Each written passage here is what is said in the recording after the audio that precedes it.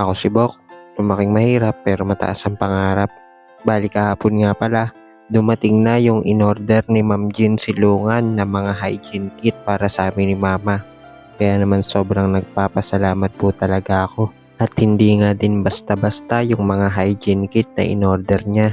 Talagang branded pa. Kaya naman heto, pagbalik ko ng bahay, pinakita ko nga kay Mama at tuwang-tuwa nga siya. Pero hindi nga namin muna binuksan dahil nga oras na ng tanghalian kaya kakain muna kami. Maraming salamat po sa mga walang sawang tumutulong sa amin, sa mga sumusuporta sa pagbablog ko, sa mga dati kong kaklase, mga nagdo-donate, mga dati kong katrabaho, kaibigan, kakilala, kapitbahay, at kahit dun sa mga hindi nakakakilala sa amin na tinutulungan kami. Sa totoo lang po ay gustong gusto ko na talaga makapagtrabaho para kumita ulit. Kaya lang hindi ko magawa. Hindi ko alam kung papaanong gagawin. Dahil nga walang mag-aalaga kay mama at sa tita ko na may psychological disorder. Kaming tatlo lang kasi dito sa bahay kaya ako lang yung kumikilos para gumawa ng paraan. At dahil nga sa mga tulong ninyo kaya patuloy kaming buhay. Sa mga hindi po kasi nakakaalam, si mama o ang lola ko ay may sakit sa puso. Barado ang ugat, sinabayan pa ng high blood kaya na-stroke.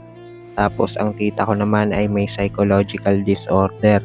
Bata pa lang ako, pagkapanganak sa akin ay binigay na ako dito kay mama ng mga magulang ko para palakihin.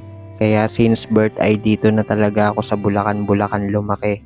Sa Pulubangbang to be exact. High school pa lang ako ay gumagawa na ako ng paraan para magkapera, para masabay ang pag-aaral. First year college lang yung natapos ko dahil hindi kinaya nung magse-second year na ako. Tumaas ang tuition at nadagdagan ng mga bayarin. Kaya naman nag-focus na lang ako sa pagtatrabaho, pero hindi pala naging madali ang lahat. Akala ko noon kapag may trabaho na ako ay gagaan na yung buhay namin, pero doon ako nagkamali. Habang tumatagal ay dumadami yung bayarin. Kaya ang nangyari sa akin, utang dito, utang doon. Tapos pagkasweldo ay babayaran. Kaya walang matitira, ang mangyayari, uutang na naman. Ganun yung naging cycle ng buhay ko kaya hanggang ngayon ay hirap na hirap kami. Tapos sa tuwing magkakaroon ako ng pera ay sumusubok ako na magnegosyo.